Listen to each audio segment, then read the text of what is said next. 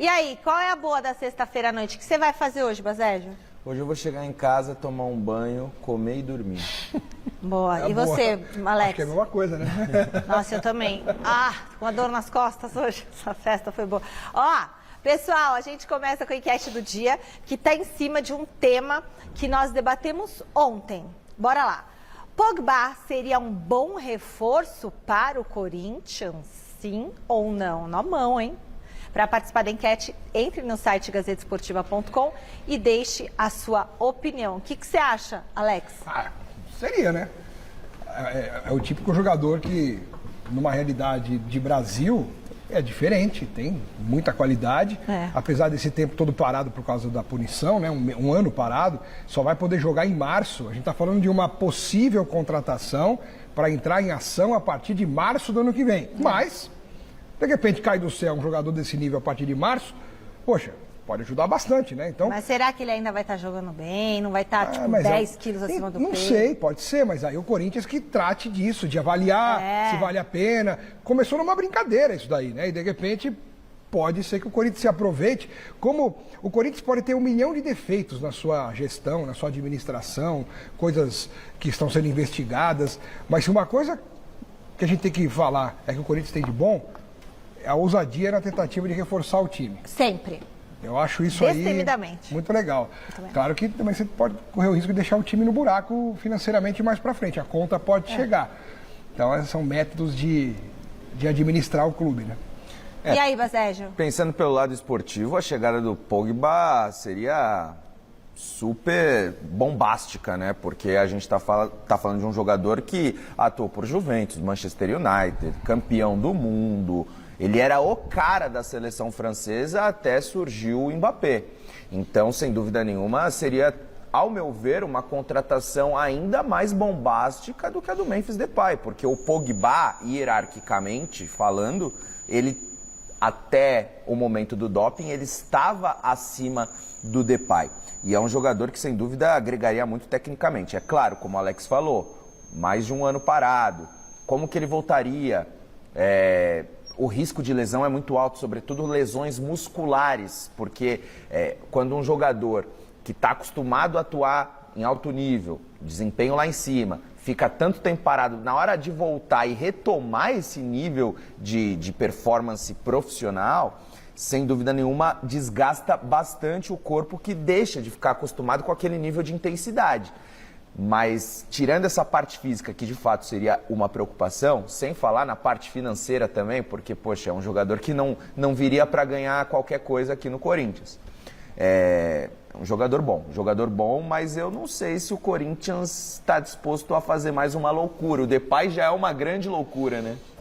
Teria que ser, só, Michele, para fechar essa questão do Pogba, teria que ser mais ou menos nos mesmos moldes do Memphis, assim, né? De uma empresa intergaláctico, aquela Inter, como era? Uma contratação bombástica, que não onere o clube. O próprio patrocinador está cuidando da maior parte do salário do Memphis, então teria que arrumar o próprio patrocinador, um outro, para poder também ajudar nos salários, embora o Corinthians não tenha que gastar nenhum dinheiro para contratar o Pogba, porque ele está livre no mercado, não vai ter que comprar por tantos milhões e ainda pagar o salário. Ele pode até diluir o que ele gastaria numa contratação desse impacto no salário, que certamente será alto também, né?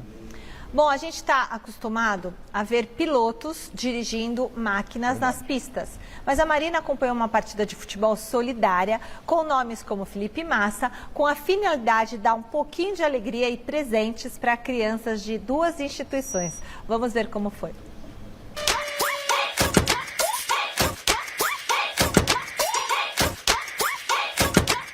Os passes não eram dos melhores, mas o que vale é a intenção, né? Alguns dos maiores pilotos do Brasil trocaram as pistas pelo gramado novinho da Arena Mercado Livre Pacaembu na manhã desta terça-feira para um futebol solidário em prol de crianças atendidas por 2 entidades, a Legião da Boa Vontade e a CAGEC.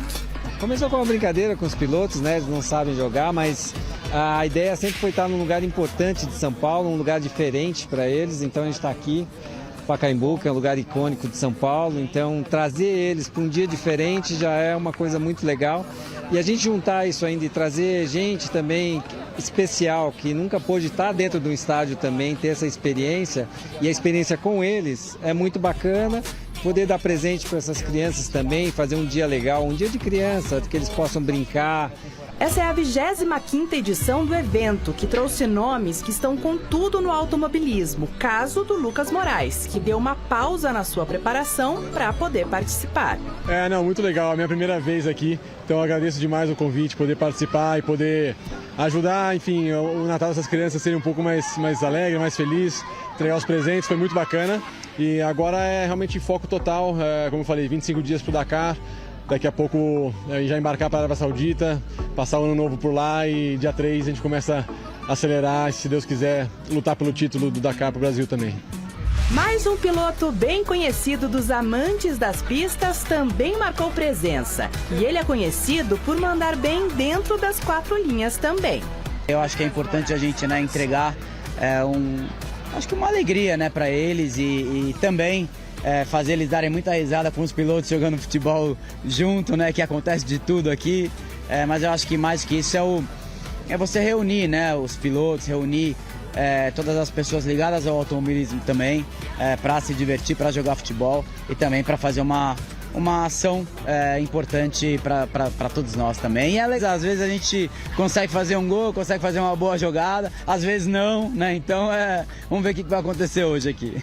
A gente sabe que o foco aqui hoje é jogar futebol e em prol das crianças, mas é claro que o assunto do momento não podia passar batido. Gabriel Bortoleto, atual campeão da Fórmula 2, ganhou agorinha no final de semana e que hoje está testando a sua Sauber para debutar na Fórmula 1 em 2025. Bom, eu conheço o Gabriel desde quando ele tinha acho que uns 7 anos de idade, correndo de kart, E ele além de ser uma pessoa muito bacana, do bem, um amigo, sem dúvida um piloto que vem demonstrando o seu talento. Hoje é o primeiro dia que ele está andando na Sauber, em Abu Dhabi, e eu acho que a gente tem que apoiar ele 100% como brasileiro, além de ser um piloto que tem um talento incrível, é o cara e merece estar lá representando o nosso país, e eu espero que ele comece bem, eu espero que ele aprenda tudo muito rápido para representar a nossa bandeira, mas ele merece muito. Olha aí, quem está falando isso é justamente o nosso último representante do país como titular na Fórmula 1 lá em 2017. Essa boa sorte vai fazer bem para o talentoso piloto brasileiro da Sauber. Muito legal, final de ano começam esses jogos de futebol, Vocês jogam futebol também? Olha... faz tempo que eu não jogo, mas eu gosto. Olha que se eu passar na frente de algum CT aí, é capaz de me pegar, hein? Opa, você tá em forma. Camisa 9. Ontem foi o Silvestre dizendo que ele era melhor que o Cafu. Aqui nós temos um fantasma. Melhor que o Cafu. Você ouviu o Silvestre falando isso ontem? Não. O professor dele, na época, falou que ele era melhor que o Cafu. Como é que o Cafu conseguiu chegar onde chegou e você não? E eu falei, professor de educação física? Ele não, de português. Ele teve coragem de meter essa ao vivo. Ao vivo aqui. E agora hoje você também falando uma dessa, poxa. Pessoal, tá na hora... Tá quase na hora de você assistir o Troféu Mesa Redonda. Domingo, 9 da noite, tem a 21ª edição do Oscar do nosso futebol. A cerimônia de gala contou com grandes craques do futebol brasileiro e internacional, muita emoção. E também não faltou alegria, não faltou descontração, carisma. Então você já sabe, é nesse domingo, 9 da noite, começa um começa o esquenta. 9h30, o evento. E depois... como que foi o pós da festa? 9h15 o evento. E depois como que foi o pós da festa, O que aconteceu no pós da festa? O tetracampeão Mauro Silva, que compareceu aqui ao Troféu Mesa Redonda e ele avaliou a atual situação da seleção brasileira. Vamos assistir. Bom, a gente preocupa, claro, a gente quer ver o Brasil campeão, O último título em 2002... o último jogador brasileiro eleito o melhor do mundo, se eu não me engano, foi o Kaká em 2007, Então, a gente quer ver o Brasil sendo protagonista, Então tem um trabalho a ser feito, um caminho aí. Estados Unidos de novo, 24 anos sem títulos, tomara que seja um presságio de uma conquista, né? Mas o momento é um momento difícil da seleção brasileira, sem dúvida. O que precisa ser feito? Por exemplo, você acha que o Dorival segura até a Copa do Mundo? Olha, eu torço, obviamente, para o Dorival dar certo. A continuidade é importante, né? Você escolher um treinador e dar continuidade ao trabalho, ficar mudando toda hora, não é bom nem no clube, muito menos na seleção brasileira. Mas o importante é um planejamento de longo prazo, realmente. E os jogadores brasileiros, eu acho que essa questão de trabalho, esforço, humildade é muito importante para a conquista. Com certeza, humildade é muito importante para tudo na vida e também para uma conquista importante como um título mundial, né? Eu percebi na fala do Mauro Silva, não um constrangimento, mas um cuidado ao falar em relação ao Dorival Júnior, assim, eu não senti muita firmeza, assim, sabe? Porque o Dorival Júnior, eu acho que, apesar de ser um treinador muito importante aí no cenário do futebol nacional, ele ainda não conseguiu conquistar, né, esse peso, essa imagem de um técnico de seleção, aquele que vai levar o Brasil para a Copa do Mundo. Ele não conseguiu ainda passar isso para os torcedores de um modo geral, para nós. Essa confiança ainda está faltando, o Brasil não está jogando bem, tem tropeçado em jogos que nunca tropeçou na história. Já veio com o Fernando Diniz, melhorou um pouquinho com o Dorival, mas nem tanto. Então, uns colocam a culpa na geração, outros falam que precisaria de um treinador um pouco mais de pegada, um pouco mais de experiência, de estofo, de chegar e saber lidar com craques do mundo inteiro numa seleção. Então, não sei, acho que eu senti isso do Mauro Silva e é uma coisa que eu sinto também. Torço pelo Dorival, como o Mauro Silva falou, gostaria que desse certo, que ele chegasse à próxima Copa do Mundo como treinador e que arrebentasse. Mas eu não tenho essa confiança ainda, não tenho essa certeza de que isso vai acontecer. Também não acho que ele seria o técnico do campeonato. O futebol ele é curioso, né? Porque o Dorival Júnior chega à seleção brasileira vivendo o melhor momento profissional dele, porque ele ganhou no Flamengo. O que fizeram com ele no Flamengo também foi um absurdo. Ele ganhou tudo e foi mandado embora. Aí ele ganha tudo, é mandado embora, aí ele acerta com o São Paulo, consegue conquistar um título inédito na história do São Paulo também. E então, quando ele chega à seleção brasileira, todo mundo espera que ele vai dar continuidade a esses grandes trabalhos que ele vinha fazendo. E o mais engraçado é que, coletivamente, a seleção brasileira ainda não encaixou sob o comando do Dorival Júnior, mas individualmente, muitos atletas que vêm sendo convocados vivem grandes fases. O Rafinha no Barcelona está voando, o Vinícius Júnior no Real Madrid, o próprio Savinho, que recentemente chegou ao Manchester City, já se tornou titular. E aí a gente se pergunta, o que é que falta? Será que o problema são os jogadores? Será que o problema é de fato a geração? Ou será que o treinador não está sabendo juntar essas peças todas de grande valia para fazer a seleção jogar? Fica esse questionamento. É verdade. Bom, primeiro contato do dia com Alexandre Silvestre. Boa noite, Silver. Você apurou mais alguma informação sobre a saída do Dudu?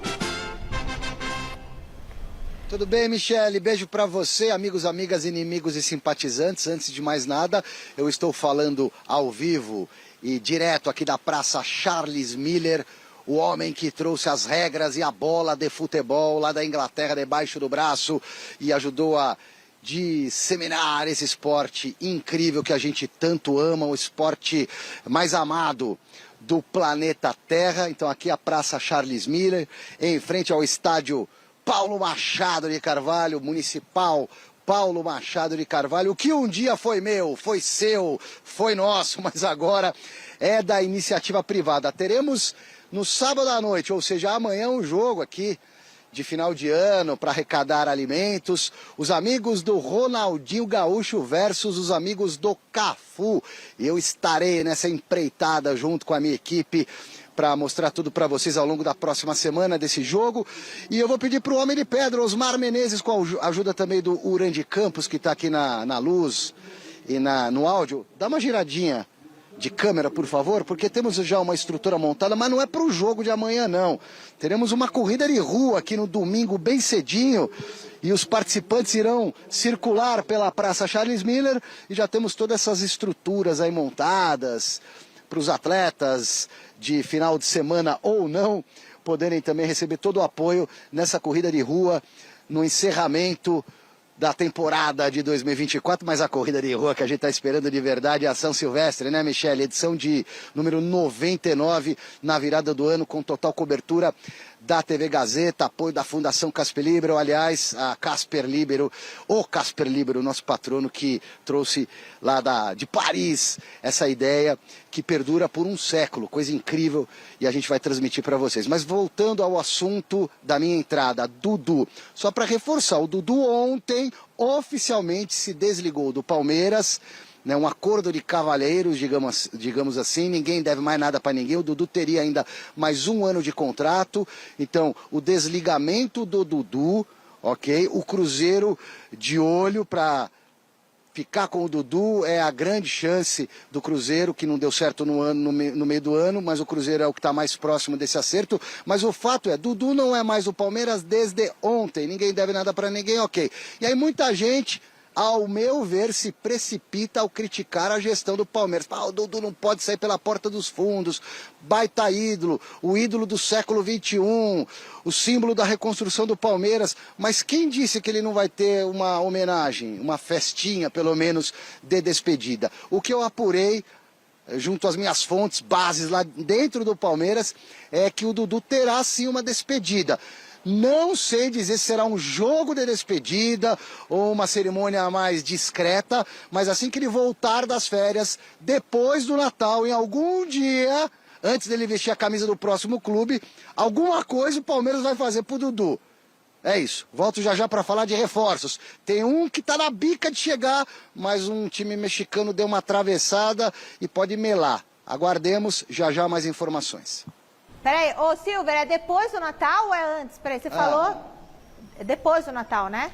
Depois do Natal, em algum dia após o Natal, será feita uma homenagem para o Dudu. Eu não posso dizer para você se será um jogo de despedida, se será uma homenagem na sala de troféus, na academia, algo mais reservado, mas alguma coisa o Palmeiras vai fazer para o Dudu. Super, brigadão. Tem que ter mesmo, né? Merece.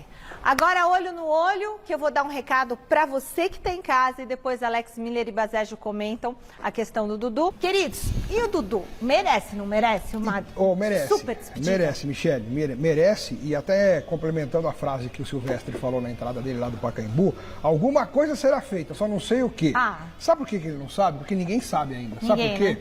Porque a repercussão foi tão negativa pela forma como o Dudu está indo embora, que eles estão se sentindo obrigados a fazer alguma coisa para não tratar o Dudu como se fosse o João, o Hugo, o Zezinho, o Luizinho, o Huguinho. O Dudu, ele é o maior nome da história do Palmeiras no século XXI, um dos maiores nomes da história do clube. É o maior campeão da história do Palmeiras com 12 títulos, ao lado só do Ademir da Guia.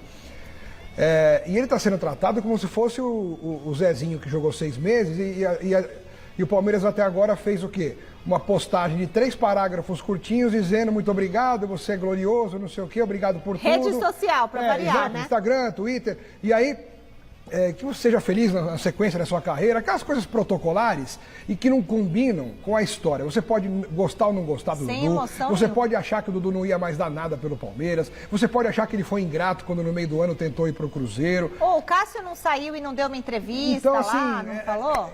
Então, agora você pode achar o que você quiser, agora jamais você vai poder apagar o que o Dudu representa para a história do clube. Ele é o maior símbolo da reconstrução do Palmeiras e o início dessa geração mais vitoriosa da história do Palmeiras. Então, o Dudu precisa ser tratado de uma maneira diferente, é obrigatório. E o Palmeiras não fez nada disso e depois de tantas coisas que estão sendo faladas, talvez resolvam fazer algo. A mulher do Dudu fez uma postagem hoje, escreveu uma carta longa para o Dudu, mas no meio dessa carta eu pensei aqui uma frase. O que ela falou? O mundo é cruel. Ele não te prepara para as coisas que virão. Você vai encontrar pessoas no caminho que não vão querer te ver bem. Vão te usar quando preciso e também usar do seu momento de fragilidade para tentar te destruir. São recados que as pessoas nesse momento de dor, né, acabam passando e que são termômetros do que também acontecia talvez na casa do Dudu. Eu acho no ambiente profissional, porque então, influencia dentro porque lá. Porque você fala, pô, o Dudu tem que ir embora mesmo porque ele tentou ir pro Cruzeiro. Gente, ele era um profissional, a gente não tem informação de como eram os bastidores dele no Palmeiras, se ele já não sentia ali dentro que ninguém queria mais, né? E aí, cara, ele é ser humano e, poxa, vou tentar ver se em outro lugar eu me dou melhor, porque aqui não me querem. Isso acontece com qualquer um, em qualquer setor, no trabalho. Poxa, eu quero mudar de trabalho, vou ver se eu vou para outro lugar, se eu mudo de ramo, se eu faço outra coisa. Eu acho que um dia, daqui um tempo, Basejo, ele vai, talvez daqui 10 anos, 15 anos, sabe? Ou ele mais velho, igual o Zinho, que fez uma revelação no Troféu Mesa Redonda, que eu vou deixar pro Troféu Mesa Redonda, ele sente e fale coisas que aconteceram com ele lá, sabe? Porque agora eu tô sentindo ele bem, assim, contido, e aí, de repente, ele vai falar, olha, eu quis conversar e isso não aconteceu e o fulano não me recebeu, ou fala, porque bastidor é fogo, E o Dudu né? só tá indo embora, Basejo, do Palmeiras, não é só porque a Leila não quer, porque o Abel também não quer. Porque se o Abel quisesse o Dudu, com a carta branca que ele tem, com a autonomia que ele goza hoje dentro do Palmeiras, o Dudu ficaria. Não, eu acho assim, o Dudu ele merece todas as homenagens possíveis por parte do Palmeiras e de seus torcedores, porque é um dos grandes ídolos da história. Não sei, o Alex até pode me falar melhor, mas alguém ganhou mais que o Dudu na história? Não, ele e o Ademir da Guia, 12 títulos. Ele e o Ademir da Guia, então, perfeito. Agora, uma coisa não apaga a outra. O Dudu, eu entendo ele querer manter o status dele de intocável no Palmeiras, mas ele sofreu uma lesão seríssima, que afeta diretamente o seu desempenho. É difícil para um jogador retomar a sua melhor versão depois de sofrer a lesão que o Dudu sofreu. E talvez por isso ele não vinha sendo utilizado. A gente não sabe o que de fato aconteceu nos bastidores. Mas eu vejo que a Leila Pereira e o Abel Ferreira consideraram toda aquela movimentação do Dudu prestes a ir para o Cruzeiro como uma facada nas costas. Se não fosse assim que eles consideraram essa movimentação, a Leila não teria dado a entrevista que deu, praticamente colocando o Dudu e as malas do Dudu na Marquês de São Vicente e pode ir embora que aqui você não é mais bem-vindo. E aí teve toda aquela reviravolta, o Dudu se reuniu com membros da torcida organizada Mancha Verde, eles convenceram o Dudu a permanecer e ele permaneceu, mas já não tinha mais clima, enfim. É um imbróglio, né? É uma situação muito complicada, mas não apaga o que o Dudu fez por essa camisa. Se o Palmeiras é o que é hoje, essa referência de gestão no país, o Dudu é o símbolo dessa reconstrução dentro de campo. Ganhou muito, a identificação com a torcida foi enorme e o Palmeiras deve muito ao Dudu por tudo o que o Dudu fez dentro de campo. É uma pena que o desfecho tenha sido esse, porque um jogador do tamanho do Dudu e da importância que ele tem pro Palmeiras não merecia sair nesse climão com a presidente e com o treinador, que também é uma figura gigantesca na história do Palmeiras. Sim. Mas a gente torce para que o Dudu tenha sucesso, porque é um jogador de muita qualidade e certamente, se ele for realmente pro Cruzeiro, vai fazer muita diferença. Salazar chega para a conversa com mais um pouco da repercussão dos jogadores do Timão no Troféu Mesa Redonda. Boa noite. Boa noite, Miss, para você, para todo mundo que está acompanhando o Gazeta Esportiva. Pois é, o Troféu Mesa Redonda rendeu, né? Além do troféu, além da premiação e de tudo mais, muito bate-papo ali, muita conversa nos bastidores, na zona mista, no famoso tapete verde. Os corintianos ficam bravos quando eu falo tapete verde, mas é o famoso tapete aqui do Troféu Mesa Redonda. E lá, todo mundo sabe, bati um papo com o Yuri Alberto, que falou sobre a temporada do Corinthians, que foi da humilhação àquela vontade de que não acabasse. Dá uma olhada no que disse o Camisa 9. Não tem como não falar do meu ano, a gente sabe que foi muito difícil, tive uma adversidade muito grande, passei por uma humilhação muito grande também, mas para honra e glória de Deus eu fui muito abençoado. Essa temporada tem sido muito abençoada também, desse meio para fim de temporada. A gente pode falar da minha entrega, da minha vontade de querer vencer, de querer dar a volta por cima, e graças a Deus foi desse jeito. Não tinha jeito melhor para acabar a temporada. Eu não queria que acabasse, mas infelizmente acabou. A hora que embalou, né? Sabe? E, 9 jogos seguidos fazendo gol, é muito gratificante, muito feliz também. Cara, eu falei que... Junto de todo o grupo também, a gente sabe que os nossos objetivos foram alcançados. A gente... coletivo, sim. Então, todo mundo falou que a gente seria rebaixado e graças a Deus hoje a gente termina o campeonato em 7º lugar, que, pô, isso aí vai ficar pra história. Se tivesse mais umas rodadas... Ai. Querer não é poder, né? Qual corintiano não pensou isso, né? Se tivesse mais umas rodadas, quem sabe até a vaga direta à Libertadores. Outro jogador que falou com a gente e também foi muito sincero para falar do início difícil de temporada do Corinthians foi o Rodrigo Garro. Dá uma olhada. Sí, estoy muy feliz. Me costó. El club estaba muy mal. Cuando llegué, el club estaba y eso también atrapalhou a gente. Acho que conseguimos hacer historia en un club donde es difícil, un club que tiene mucha presión, mucho compromiso. Cada jogo é jogo da vida, mas... Pressão é grande, né, Garro? Hoje aqui fico feliz. Estoy muy feliz, muy orgulloso por mi familia, que también no fue fácil para ellos. Fue una decisión difícil también, salir del país, con todo lo que conmueve eso. Mas hoy estoy aquí y puedo hablar de que estoy muy feliz en un club, en Brasil. Y bueno, ya el año que viene veremos qué acontece. Olha, e a gente sabe nos bastidores que é justamente essa reviravolta dentro da temporada e a maneira como terminou o ano que faz com que esses jogadores aí muito valorizados pensem em ficar para continuarem juntos e quem sabe baterem campeão aqui no Corinthians. Estou falando do Garro, do Yuri e de tantos outros ali que participaram dessa retomada. Agora, o Garro parece que já entendeu bem o que é o Corinthians, né? Parece que está aqui há 10 anos, não é isso? Verdade, essa equipe que está agora aí, nossa, finalmente entrosou, porque o negócio tinha desandado tanto no começo, no meio do ano, aí depois fluiu, virou o Corinthians de novo. Virou. É muito legal ver essas entrevistas. Porque eles estavam à vontade, né? Acho até que pelo ambiente que eles estavam aqui. Super adoraram. Né? Aqui em casa, né? E conversando. Depois também de serem homenageados e tudo mais. Então, eles estavam acarinhados e à vontade para falar com o coração, né? É verdade. Você vê o Yuri Alberto quase se divertindo numa entrevista, o que hoje em dia é muito difícil. Nós vemos algum jogador ou algum treinador sendo assim, autêntico, né? O próprio Garro, falando até escapando um palavrão lá para falar do ano quando ele chegou, que estava ferrado e tudo mais. E estava mesmo, né? E eles colocaram o coração para fora e deixando muito claro para o torcedor do Corinthians, para todo mundo que acompanhou o Campeonato Brasileiro, o que aconteceu nesse meio de caminho até chegar no final, em que os jogadores queriam que o campeonato continuasse. O Corinthians acabou o campeonato só 3 pontos atrás do São Paulo. O Corinthians estava com vontade. Isso é importante falar. Isso é importante falar. Foram só 3 pontos a menos do que o São Paulo. Se tivesse mais 2, 3 rodadas, o Corinthians pegava a vaga direta para a Libertadores.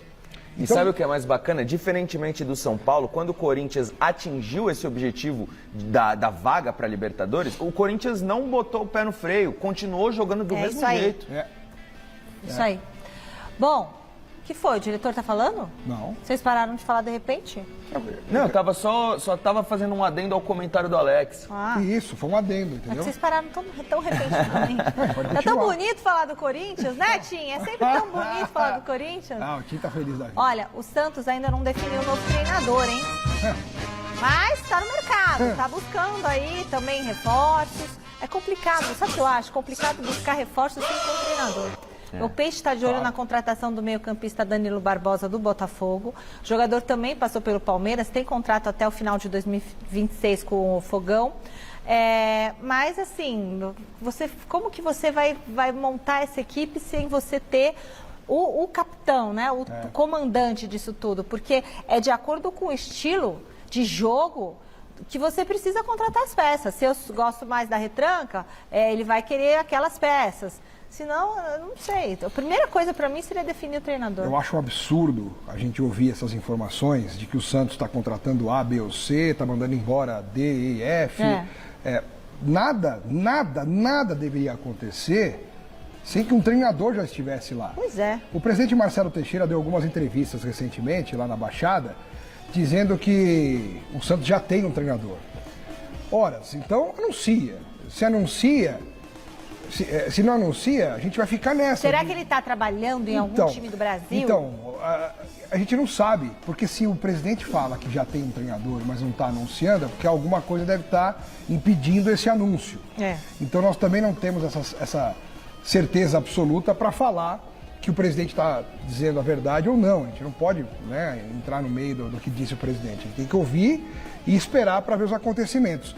Porque, para mim, só teria sentido qualquer movimentação de elenco se de fato o que o presidente falou for verdade, que o Santos já tem um treinador e que nos bastidores ele já está fazendo parte desse planejamento.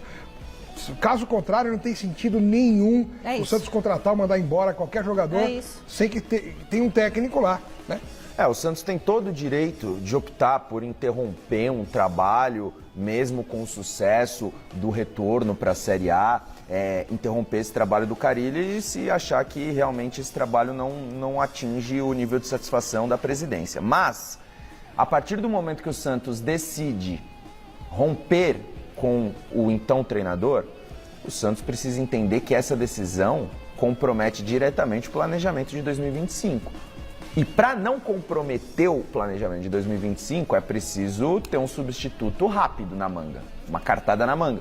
E o que parece é que o Santos não tem essa cartada na manga. O Marcelo Teixeira fala que já está tudo acertado com o técnico, por que não anuncia? Será que está mesmo? Ou será que ele disse isso só para a pressão diminuir, para o burburinho diminuir também? Pior falar que está acertado, porque todo mundo vai querer saber quem vai cobrar. A cobrança aumenta, não é? Eu falei, então por que não fala?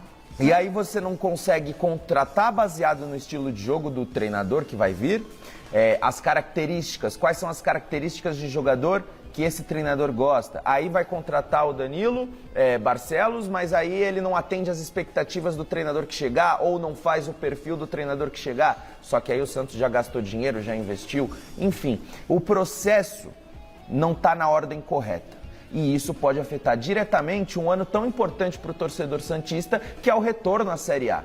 O Santos precisa voltar a competir com as principais potências do país. Mas dessa maneira, eu acho muito difícil que o Santos volte para a Série A em grande estilo. É isso mesmo. O rapaz está chegando antes de viajar no final de semana, não é, Zé?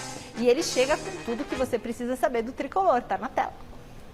Alô, alô, Mi, beijo grande pra você, querida, tudo em paz, abraço pra todo mundo que tá acompanhando a gente. A festa da firma deu o que falar, hein? Meu Deus, foi excelente, mas agora a gente vai falar do São Paulo Futebol Clube, porque o Rafinha renovou o contrato dele com o tricolor, terá o contrato renovado até o final do estadual do ano que vem. Era um desejo do Rafinha de jogar o Campeonato Paulista pelo São Paulo e depois se aposentar. A ideia do Rafinha é, depois da aposentadoria, virar treinador de futebol, então tá tudo certo, o Rafinha continua até o fim do Paulistão de 2025 atuando pelo São Paulo Futebol Clube.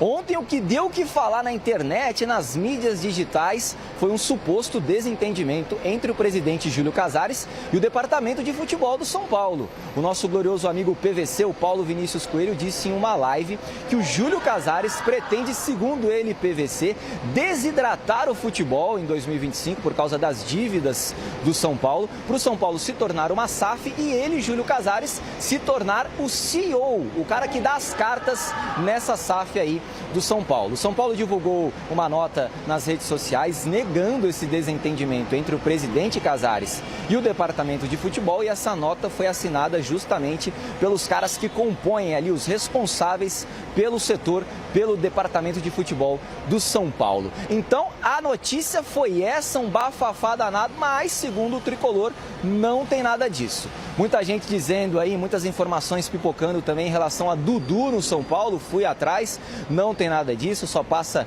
de especulação, não passa de especulação. O jogador deve fechar mesmo, é com o Cruzeiro para a temporada de 2025, depois de rescindir com o Palmeiras, jogador de 32 anos, ídolo da Sociedade Esportiva Palmeiras. Tá certo, Michele, devolvo para você aí, beijo grande para todo mundo e tchau.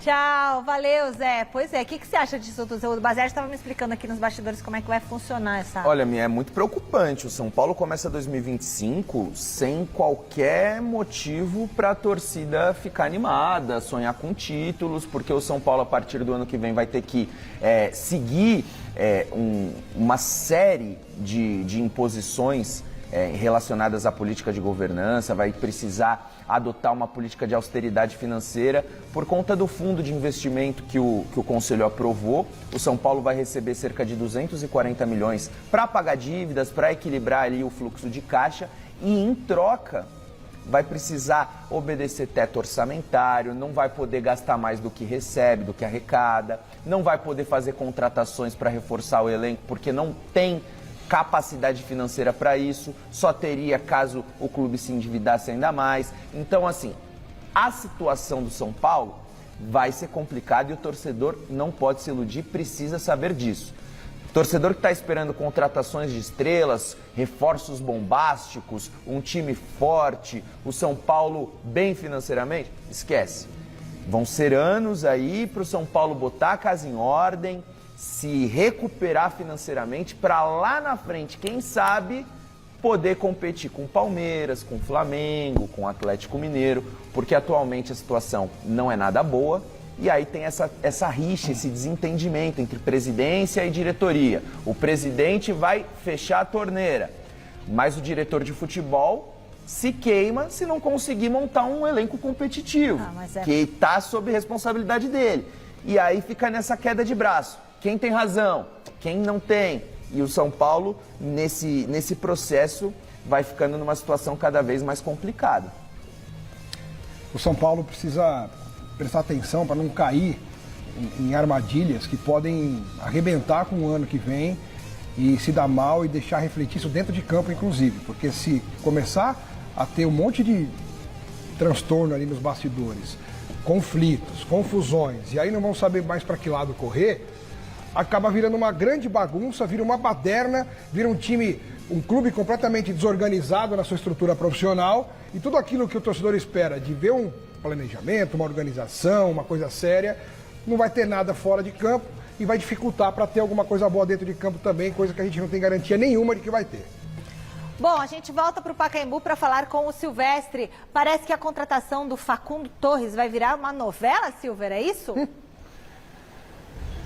Não é o que deseja Palmeiras e Orlando City, que é o clube do Facundo Torres, um uruguaio, atacante de beirada, é uma espécie de ponta, 24 anos, há 3 anos no Orlando City. Na última temporada, em 44 jogos, ele marcou 20 gols, deu 6 assistências, uma média razoável, um gol praticamente a cada 2 partidas, um jogador de Copa do Mundo, convocado pela seleção do Uruguai para disputar lá no Catar, revelado pelo Peñarol. O Palmeiras já namorava esse atleta há algum tempo, estreitou a relação com o staff do jogador e com o Orlando City lá dos Estados Unidos nas últimas semanas. Negociações bem avançadas, para não dizer em reta final, praticamente para carimbar e já anunciar formalmente o primeiro reforço para 2025. Acontece que chegou um time do México que tem muita grana, que é o Cruz Azul, e atravessou, não diria atravessou o negócio, mas entrou na dividida. O Orlando City e o Palmeiras não querem leiloar o jogador, não vou entrar nessa discussão aí de leilão, né? Mas parece, pelas apurações que eu fiz, que o staff do jogador ficou sensível a uma proposta talvez mais robusta do Cruz Azul, e isso pode dar uma melada ou atrapalhar o que poderia já ser um negócio confirmado. O Facundo Torres sendo o primeiro reforço para 2025. Então, precisamos aguardar. A coisa estava na fase final de negociação. O valor da operação em torno de 70 milhões de reais, o que, se confirmado, daria para dizer que seria, pelo menos por enquanto, né? Porque não está sacramentada a negociação, mas seria a maior contratação da história do Palmeiras em termos financeiros, em termos de grana, pela moeda atual. Facundo Torres, 72 milhões de reais, e aí mais os salários e tal. Só que o Cruz Azul entrou no negócio também e balançou o lado de lá. E quem é o lado de lá? O staff, o empresário, digamos assim, o empresário do Facundo Torres. O Palmeiras não vai entrar em leilão, e o Orlando City, que é o dono do jogador, também não está muito afim desse tipo de barganha, né? Então é isso, Michele, temos de aguardar esse primeiro reforço. Virá ou não, o tempo dirá. Beijo. Beijo, valeu, Silvestre. Já eu quero saber do Alex Miller e do Basejo se esse Facundo Torres vale tudo isso, se é tão bom assim jogador. Facundo Torres, e aí? É um jogador muito promissor, já disputou a Copa do Mundo pelo Uruguai, é um jogador que voltou a ser convocado, inclusive. Agora, o dilema é o seguinte, o Orlando, ele quer fazer o negócio com o Palmeiras porque o Palmeiras fez a tratativa direto com o clube do jeito que deveria ser. O Cruz Azul foi direto no empresário do jogador para seduzir o jogador, porque o dinheiro no México vale muito mais do que no Brasil, questão do dólar. E o empresário está forçando a barra para o Cruz Azul contratar o Facundo, porque o empresário ganharia uma comissão maior, inclusive, do Cruz Azul nessa negociação, ao passo que o Orlando faz a negociação direta com o clube e resolve com o jogador. Então, quem vai definir, na verdade, tudo isso vai ser o próprio jogador. Se ele cede à pressão do seu empresário, que quer que vá para o Cruz Azul do México, ganhando Mas que time é maior, o Palmeiras ou o Cruz Azul? Aí que dinheiro é maior? Aí você tem que ver também tudo isso aqui. Para o jogador que é de fora, tanto faz para ele quem é maior ou menor. Ele quer que dinheiro isso, no o bolso. Palmeiras está no Super Mundial, o Cruz Azul está no Super Mundial? Não, mas aí... Tudo bem, Michele, eu concordo com você. Em relação a tamanho, não se discute. Igual o Memphis não veio pro Corinthians, quem é Facundo? Tem que ir pro Palmeiras, não tem que ir pro Cruz Azul. Fala você, Basejo. É fácil se fosse... Não, realmente, não se compara a grandeza dos dois clubes. Mas é importante a gente contextualizar para o telespectador. O futebol mexicano hoje é uma indústria milionária. É muito dinheiro, muito. Os clubes mexicanos têm um potencial de investimento muitas vezes até maior do que o dos clubes brasileiros, que agora está mudando com a vinda das SAFs aqui para o futebol aqui do país. Mas muitos clubes mexicanos, os proprietários são empresários multimilionários e conseguem fazer esse tipo de investimento. O investimento que o Palmeiras está disposto a fazer pelo Facundo Torres é enorme. Mas a partir do momento que o mexicano chega oferecendo muito mais dinheiro, fica difícil de competir. Esportivamente não se discute. Eu iria para o Palmeiras. Dinheiro não é tudo na vida também, hein, Basejo? Complicado. Ajuda, mas não é tudo, hein? Ajuda. Último contato sobre o Coringão com o Salazar. Pogba seria um bom reforço para o Corinthians. O que foi, diretor? Acabou? Seria um bom reforço para o Corinthians, Salazar? Michele, eu vou te falar, eu não escutei, Michele. O diretor falou junto aqui, eu não consegui captar qual foi a pergunta. Ele também falou junto aqui, encavalou sei lá o que ele está falando aqui. O Salazar, é para você encerrar o noticiário do Corinthians, ele está me dizendo aqui, e eu te pergunto se o Pogba seria uma boa, mas para você encerrar aí rapidinho. Olha, eu não consigo analisar só a parte de campo. Tem que ver quanto que isso ia custar, quem que ia pagar. Se tiver alguém a fim de pagar, custear isso daí, o cara vir para jogar de verdade, claro que vai ser uma boa. Agora, se não for assim, não sei não. O que eu sei é que não tem nenhuma negociação aberta até agora e a prioridade do Corinthians é para a zaga. Por enquanto, a informação de momento é essa. E vamos voltar na gravação do troféu Mesa Redonda, porque a gente bateu um papo com o Neto ali na Zona Mista, que cravou 2 títulos do Timão ano que vem. Dá uma olhada. No ano que vem, o Corinthians briga para ser campeão da Copa do Brasil, que já foi vice, já disputou os últimos 2 anos. O Corinthians briga na Libertadores, da pré-Libertadores. Com esse time, eu acho que o Alberto vai embora para o West Ham. Vai ter que contratar um centroavante. Eu acho que tem que contratar mais um zagueiro, porque o Kaká e o Félix Torres não dá para jogar. Eu acho que precisa contratar mais um lateral esquerdo, porque o Hugo não é reserva hoje do Matheus Bidu. E aí tá bom. Do restante, o Corinthians tem elenco suficiente para disputar os campeonatos do ano que vem para ganhar títulos. Eu acho que ganha 2. Ganha 2? O que vocês acham? Ganha 2? Quais o Corinthians pode ganhar? O que vocês vão passar para vocês comentários? Só uma última informação. A vaquinha lá do www.doiarenacorinthians.com.br chegou a 30 milhões de reais. Então, pode abater 30 milhões aí da dívida do Timão. Olha lá, um pouquinho mais de 30 milhões de reais. E a vaquinha segue aí a todo vapor, tá certo? Então tá aí. Pogba, por enquanto, não tem negociação. A vaquinha bateu os 30 milhões e o Neto falou que o Corinthians ganha 2 títulos, concordam? Concordo, Salazar. Ganha o Paulistão e ganha a Copa do Brasil o ano que vem. E outra, tá devagar a vaquinha, seu Alex? Você tá falando aqui nos bastidores? Porque é final de ano, é Natal, a gente tem que comprar peru. Você pegou peru?